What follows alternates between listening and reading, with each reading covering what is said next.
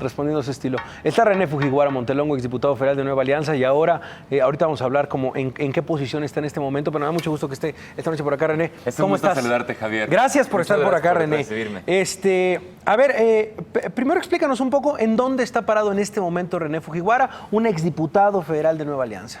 Pues estoy contribuyendo, estoy intentando contribuir, sumarme como con la mayoría de jóvenes, como muchos jóvenes están sumando a apoyar la campaña de Andrés Manuel López Obrador. Lo he decidido hacer a través de un grupo que se llama las Redes Sociales Progresistas. Redes Sociales Progresistas. Exactamente, cuya finalidad es prácticamente llevar a Andrés Manuel López Obrador a la presidencia, sin pertenecer necesariamente a ningún partido político o a ninguno de los partidos que forma parte de la alianza Juntos Haremos Historia. Ahí estás en este momento. Exactamente, no tengo un rol Veo que formal traes por ahí tampoco. un libro. Sí, ¿Cuál es? es algo que ando leyendo, que me gustaría de hecho compartir. Me he dado cuenta que también hay mucha desinformación. Ajá. Y creo que sería interesante también que la gente se diera la oportunidad de leerlo. Pues mi historia ha sido algo extraña también con este personaje, ¿no? Con Andrés Manuel López Obrador. Sí. Creo que iniciamos en algún momento con algunas ideas o con algunos prejuicios. Y este proceso de las últimas semanas también, bueno, no las últimas semanas, de los últimos tal vez incluso años, ha sido también un proceso de aprendizaje, de ir conociendo a esta persona, de conocer quién es el verdadero Andrés Manuel, más allá de lo que se dice mediáticamente o más allá de lo que se dice en el Vox Populi. Claro. A ver, y justamente metiéndome en esos terrenos, en el terreno de lo que se dice, en el terreno del Vox Populi, René Fujiwara es... Evidentemente, y yo traté de estirar la liga, por supuesto, hasta este momento, hasta esta pregunta, de etiquetarlo como el nieto del Bester Gordillo. Claro. ¿Por qué? Bueno, pues porque creo que has hecho una carrera política. Pero bueno, es inevitable llegar a esta pregunta. Y bueno, a mí me gustaría saber un poco cómo ha sido esta carrera política. Eres un joven de 33 años, tengo entendido. Sí, correcto. Muy, muy joven. ¿Cómo empieza esta carrera política? ¿Cuándo empieza y por qué te decides por la política en vez de, pues no sé, de miles de profesiones? Pues bueno, todo inició realmente a partir de Nueva Alianza y a partir de Alianza Joven. Ok. En el año 2007-2008 empezamos a crear una agrupación de jóvenes. Tú tenías 23 años. 23 años aproximadamente, 23, 24 años cuando iniciamos Alianza Joven. Alianza Joven pretendía ser una agrupación ligada al partido Nueva Alianza que le abriera oportunidades a los jóvenes para también incursionar dentro de la política, pero que también fuera empoderando a los jóvenes a través de capacitaciones y a través de diferentes elementos que les brindara libertad, que les brindaran espacios en la toma de decisión y que les brindaran sobre todo un nivel de empoderamiento al interior del mundo político. Claro. ¿Quién te convenció? ¿Tu abuela, el Bester Gordillo, te dijo, vente para acá, el tema de la política está bien, hay oportunidad? No. ¿O tú lo habías visto? Digo, habías visto el tema de cómo se manejaba políticamente, amigos, invitados tal vez a la casa. ¿Cómo fue? Pues yo creo que crecí finalmente en un ambiente político desde que tengo memoria. Me acuerdo mucho de comidas, desayunos, cenas entre maestros y entre diferentes líderes. La verdad, yo durante mucho tiempo, yo creo que buena parte de mi infancia le tuve bastante resentimiento a la política. ¿Por qué? Mis papás eran políticos, Sí. mi abuela era política, y al ser personas que estaban completamente abocadas a esa vocación, pues de una manera u otra yo crecí junto con mi hermana y junto con mis primos de una manera relativamente alejada de nuestros padres, ¿no? Por lo menos en el día a día o en prácticamente claro. una convivencia diaria. Yo creo que eso de una manera u otra me hacía sentir también que la política pues no era necesariamente el tipo de vida que yo quería vivir. Quería vivir una vida que me permitiera quizá estar más cerca de mi familia. Finalmente, cuando empieza a entrar a la universidad y quizá con los mismos años, cuando uno va creciendo, pues te vas dando cuenta también de la importancia del mundo político. De esas reuniones, de aquellas reuniones en la familia, de aquellas reuniones en casa, y empiezas a ver gente que dices, bueno, este que está en el periódico, pues antier fue a mi casa. Exacto, pero por el otro lado también te empiezas a dar cuenta que la razón por la que tu familia no estaba contigo no era por desamor, no era porque no tuvieran ganas de estar contigo. ¿Por qué no estaban contigo? Pues porque estaban dedicándose a otra cosa. Estaban dedicándose, por ejemplo, en el caso de mi abuela, algo muy, muy, muy, muy importante, que era la defensa de los derechos de los trabajadores de la educación. Y creo que al ir entendiendo eso, pues la visión que yo tenía de la política fue cambiando. Inicié la universidad estudiando algo que nada que ver, estudié filosofía y ciencias culturales se llamaba. A la mitad de la carrera incorporé también ciencias políticas, porque en algún momento en la universidad hubo un cambio en mí que detonó mucho interés por ese ambiente en el que había crecido originalmente. Escucho una persona que ha estado muy de cerca todo el tiempo de la política. Me lo dices con tus padres, me lo dices con tu abuela, estas reuniones, esta decisión que haces, este giro que haces pasado los 20 años. Y veo también, por supuesto, que lo que dices es, mi abuela durante toda su vida luchó por mejores condiciones de los maestros. ¿Qué significó para ti su detención? Pues yo creo que fue, híjole, es bien complicado, la verdad, poder expresar, ¿no? Cómo se siente una persona cuando todo su mundo se voltea de cabeza. Fue como si metieran mi vida en una licuadora y de repente prendieran la licuadora y dejaras de reconocer las cosas, el universo o el mundo en el que te estabas moviendo. Fue algo extraordinariamente violento, en el que yo quedé, pues de una manera u otra, bastante vulnerable y bastante sugestionable frente a todo lo que estaba ocurriendo en ese momento de la política. Me tomó también un momento en el que yo estaba como legislador. Sí, lo cual fue extraordinariamente frustrante. ¿Por qué? Porque cuando yo llegué al Congreso, llegué relativamente joven, llegué teniendo 28 años. Llegué creyendo que al llegar al Congreso, simple y llanamente por el hecho de que ya estaba ahí, iban a haber una forma de ir cambiando la política, de ir cambiando la manera en la que las cámaras se manejan. ¿Y a qué te enfrentas? Y en ese momento, de repente, pues se viene encima una situación familiar, una situación política que me deja francamente en la incertidumbre, ¿no? Y que me deja en un momento de mucha vulnerabilidad. En ese tiempo, por ejemplo, la gente que estaba dentro del mismo partido político Nueva Alianza, pues como empezaron a platicar conmigo, fue de una manera u otra de las manos que yo me intenté agarrar para intentar encontrar un sentido a todo lo que estaba ocurriendo. Las voces dentro del partido me decían que pues era necesario finalmente caminar con el gobierno, que ya no íbamos a poder tener esta voz de independencia o de mayor autonomía dentro de las cámaras, que mi abuela estaba en un riesgo, que estaba en las manos de un gobierno que quería castigarla por haber intentado detener una reforma que era injusta a los maestros. ¿Te buscó el secretario de Gobernación? ¿Habló contigo el secretario de Gobernación, Miguel Ángel Osorio Chong? No, en ningún momento. Yo no lo busqué tampoco. Realmente mi reacción inicial fue acercarme a Juan Díaz y Luis Castro, quienes le debían prácticamente todo a mi abuela, quienes yo confiaba iban a intentar defenderla en ese momento. ¿Y qué encontraste? Pues en ese momento encontré eso, te digo, ellos lo que me comentaban era que teníamos que ir trabajando con el mismo gobierno, ¿no? Y ceder. Y había muchas cosas así como sugestiones. Por ejemplo, de repente habían conversaciones en las que mencionaban la posibilidad de que la trasladaran a una prisión de máxima seguridad. Y para mí esa idea era una idea absolutamente terrible, ¿no? Porque yo sentía simplemente el hecho de que estuviera detenido en cualquier lugar, a mí me generaba culpabilidad hasta de bañarme en mi baño con agua calientita, de dormir en mi cama. Todo este tipo de cosas que son tan sencillas, tan mundanas, de repente te generaban culpabilidad porque sabías que una mujer que admirabas, una mujer que querías, en ese momento no estaba en condiciones para disfrutar esas cosas tan sencillas. Y pues de una manera u otra fui caminando con ellos. Mientras los años fueron pasando, mientras fue alargándose el proceso, mientras se fueron tomando decisiones, me fui dando cuenta también que la versión que me estaban pintando los líderes del partido respecto a el interés de sacarla o de ayudarla, pues no era una realidad. Al final, por ejemplo, de la legislatura, ustedes recordarán, por ahí que era 2014, 2015, hubieron varios citatorios a Juan Díaz de la defensa de mi abuela, pidiéndole que viniera, que platicara con los jueces, que viniera a prácticamente aclarar su situación legal. Y él empezó a negarse, básicamente empezó a mandar, muchas veces faltaba, empezaron a mandar otras personas, decía que le dolía la panza o que estaba enfermo, que ahora le dolía la cabeza, que había tenido que irse a una reunión, en algún estado y que por lo tanto no iba a poder atender. Y en ese momento fue cuando de una manera u otra me empecé a sentir, pues, en cierta manera muy enojado, utilizado también, y pues muy decepcionado de las personas en las que yo había confiado iban a ver por el bienestar de ella. Tu abuela sigue detenida. Sí. Tu abuela sigue detenida, tu abuela sigue procesada. Ya son 6 años con creo que sí, no son 5 años, ¿no? 5 años, de 2013 para acá. ¿Qué se siente justamente este tema de ver los cargos, de ver la detención aquel día en Toluca, de revisar el proceso ¿Cómo está en este momento ese proceso en contra del Bester Gordillo? Pues mira, el proceso finalmente creo que ha ido avanzando lentamente.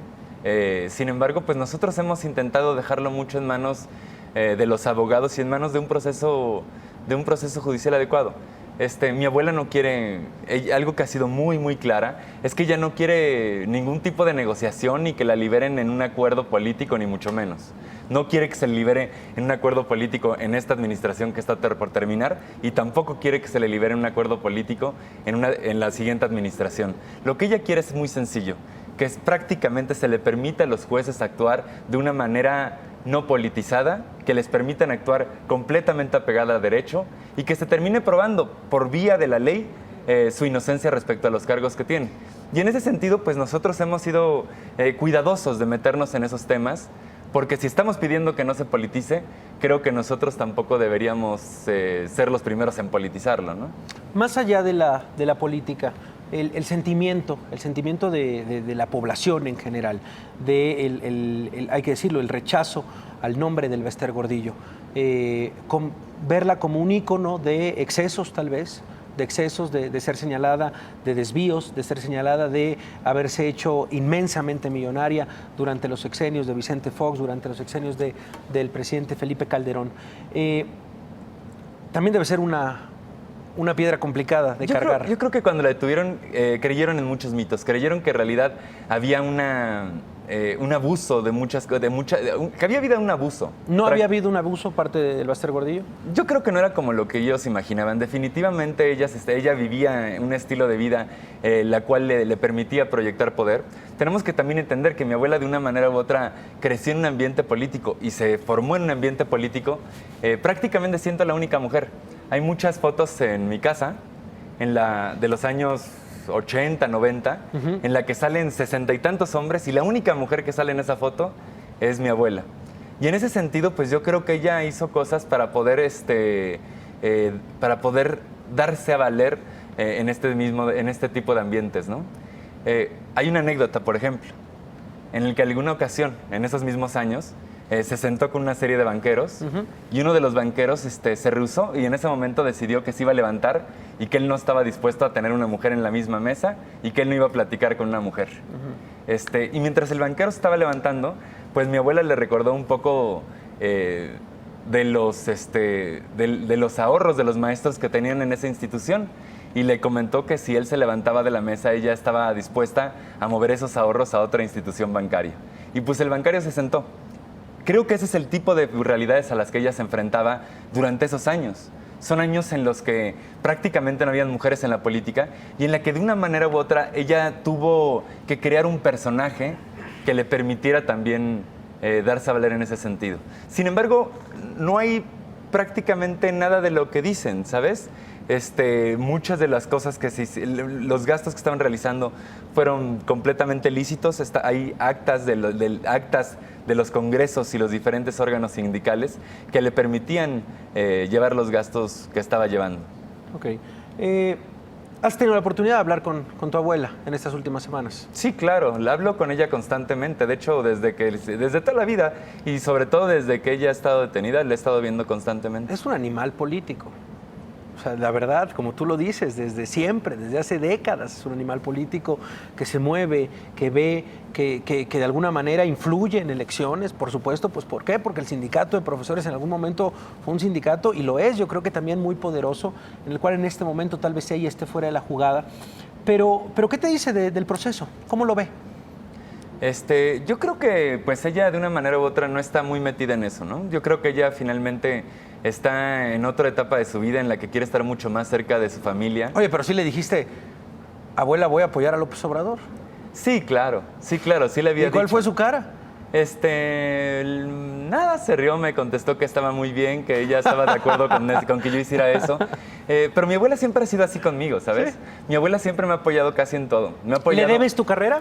Me ha apoyado en las cosas que parecen de repente una locura, me ha apoyado en las cosas que de repente no parecen una locura y me ha apoyado en toda la zona gris en medio.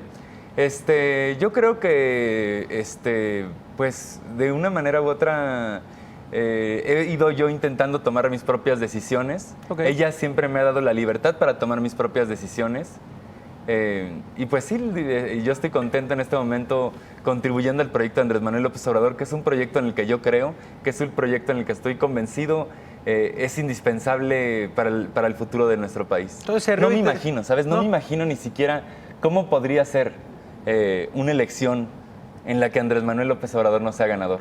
No me imagino cómo puede reaccionar México, lo que va a pasar con las instituciones, lo que va a pasar con la gente que está tan frustrada, tan enojada, y lo que podría pasar en este país si Andrés Manuel López Obrador no llega a ser presidente. Hoy publicaba, seguramente lo viste, Templo Mayor de Reforma, una anécdota de hace varios años, cuando el propio José Ramón López, el hijo de Andrés Manuel, decía, no, con la gente del Bester Gordillo ni a la esquina, ni los ven, ni los oigo, ni nada.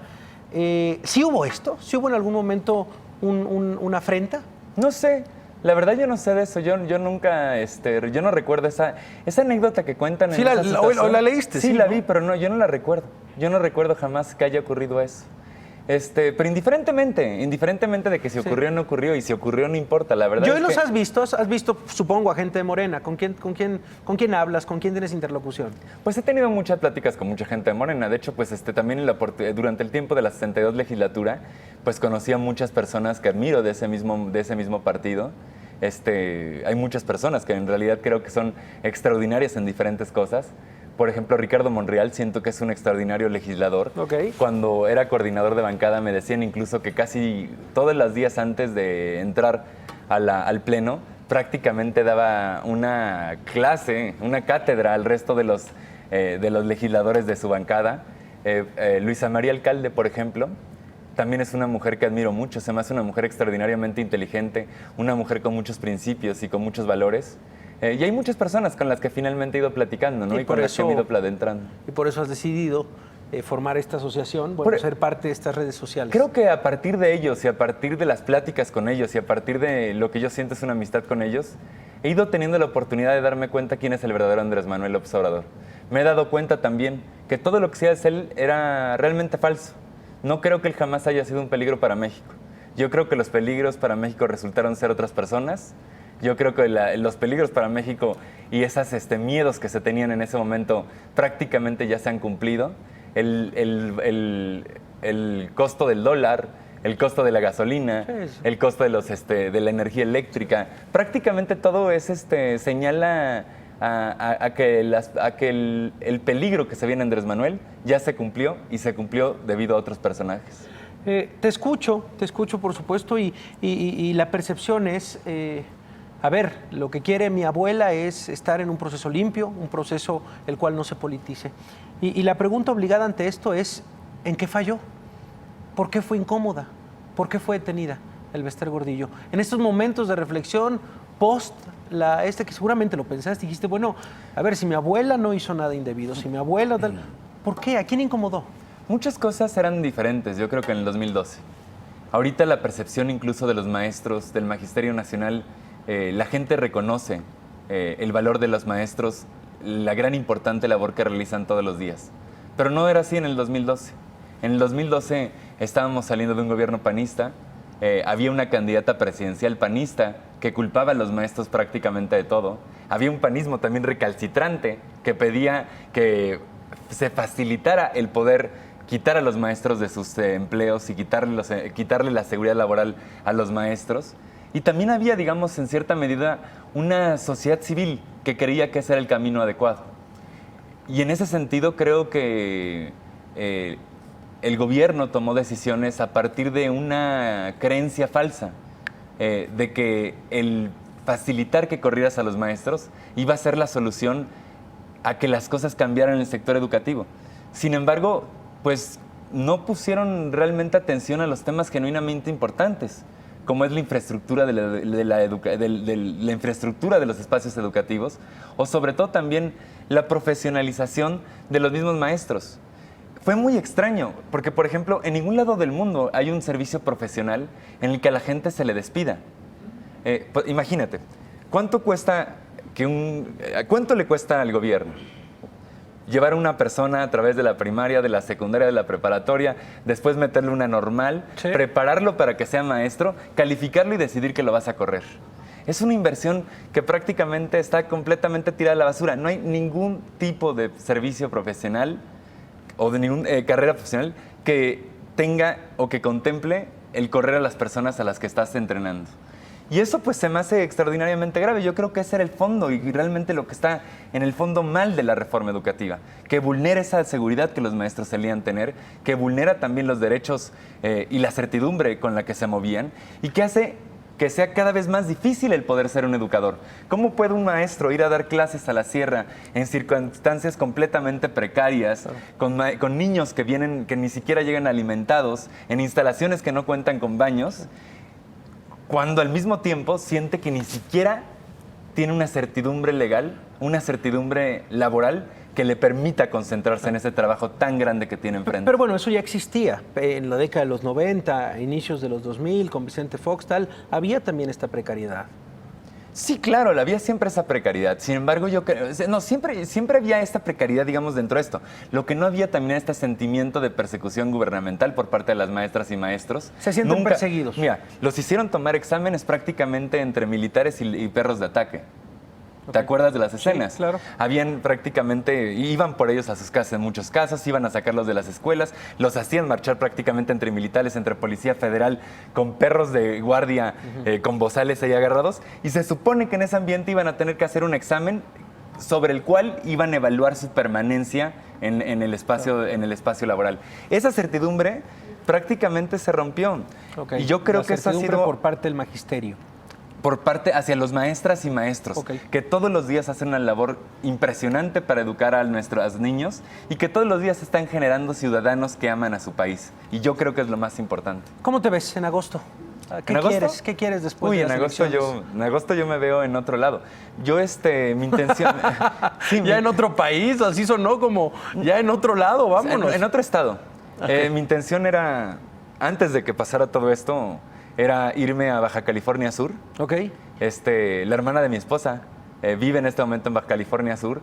Tiene una vida espectacular. Yo acabo de tener 2 hijos. Okay. Tuve una hija hace 3 años, hace un poquito menos de 3 años.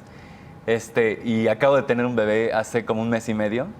Entonces, pues es más que nada lo que yo quiero. Yo quiero llevarles a un espacio diferente. Quiero darles una vida muchísimo más, tal vez, provincial, en el que estén cerca del mar, en el que estén cerca de la naturaleza. ¿Te quieres salir de la política? Me quiero distanciar de la política, por lo menos unos años. Definitivamente yo creo que por lo menos unos años. Ese era mi proyecto inicial hace un par de semanas, ese es mi proyecto pasando la elección. Y en este momento simplemente quiero ratificar las cosas que han ocurrido mal en este sexenio. Quiero que los maestros vuelvan a recuperar sus derechos. O sea, ¿te interesa ir por el magisterio? ¿Sí te interesa ese camino de los maestros y de la educación en México? Me interesa mucho darle sentido al encarcelamiento de mi abuela.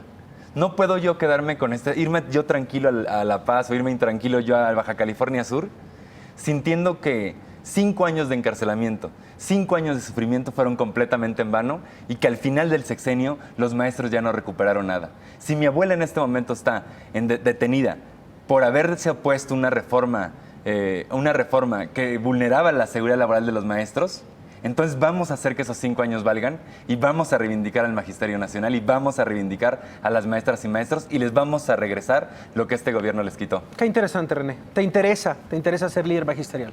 No me interesa, no. Me interesa darle sentido a lo que está pasando, al sentido de la detención de mi abuela y regresarle a las maestras y maestros sus derechos. Yo no quiero ser líder sindical, no quiero ser líder magisterial. En realidad no quiero ser, yo no quiero ya ni siquiera protagonismos. El tiempo que tuve de protagonismo no fue un tiempo agradable. O sea, vas a estar desde una trinchera solo. ¿Cómo desde una trinchera Desde esta solo? trinchera diciendo, yo voy por esta justicia, por estos 5 años que no van a ser en vano, tal, desde tu trinchera, tú solo. No, yo creo que literal lo que tenemos que hacer es elegir a Andrés Manuel López Obrador como presidente. Andrés Manuel López Obrador, y no es por nosotros, esta es una cuestión desde siempre, tiene la claridad de volverle a regresar la dignidad al Magisterio Nacional y de regresarle a las maestras y maestros sus derechos. Okay. Una vez Andrés Manuel López Obrador sea presidente, yo me voy con el corazón tranquilo, con la mente tranquila y con mucho placer a Baja California Sur a vivir una vida mucho más silenciosa. Híjole. Y mucho menos dramática también. ¿Y de qué? ¿De maestro? ¿De qué la quieres hacer allá? Bueno, es una historia larga. Antes de que pasara Es todo que vaya, la verdad es que nos hemos echado una plática muy larga, muy interesante lo que dice René, pero vaya, era una última pregunta para saber, bueno, pues ¿de qué va a ser René Fujiwara? ¿De mi tema intención es, política o más un tema alejado de esto? Aprendí a construir cosas sustentables y estoy aprendiendo A eso te ecotecnias. quieres dedicar. Oye, Voy a hacer eso. no, se va a enojar la abuela si le alejas a los nietos. Sí, pues la idea es que en el momento en el que todo esto se esclarezca y en el que ella finalmente quede completamente en libertad por una vía legal, pues la idea es que ella se vaya conmigo para allá y que esté cerca de nosotros. René Fujiwara Montelongo, exdiputado federal de Nueva Alianza, ahora en estas redes sociales por Andrés Manuel López Obrador. Qué gusto platicar contigo, muy interesante de verdad y te seguimos la pista de cerca. Gracias, René. Javier, te agradezco mucho tu tiempo y el Gracias, de tu de verdad, auditorio. René. Muchas Vamos a una gracias. pausa rápidamente, regresamos.